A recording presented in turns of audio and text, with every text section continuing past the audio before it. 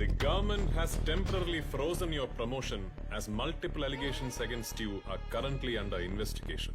Till the time all such allegations have been cleared, you are transferred to the metal industries and relieved of all law and order duties with immediate effect. അങ്ങനല്ലയോ അതേൽ എഴുതിയേക്കുന്നത്?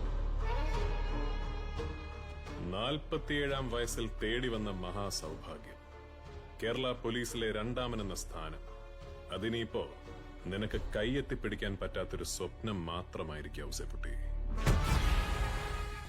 അധികാരം, അങ്ങേയറ്റം ധാർഷ്ട്യത്തോടെ ഇന്ന് വരെ നീ വെച്ചനുഭവിച്ചു പോന്നിരുന്ന അധികാരം, അതിങ്ങനെ ഓരോന്നായി നഷ്ടപ്പെടുന്നത് കൈയും കെട്ടി നോക്കി നിൽക്കാൻ പോവാ നീ. ഞാൻ പറഞ്ഞില്ലായിരുന്നോ, നീ ചെയ്തതിനൊക്കെയും നിന്നോട് ഞാൻ പകരം ചെയ്യും. അതാ ഇവിടുന്ന് തുടങ്ങുക.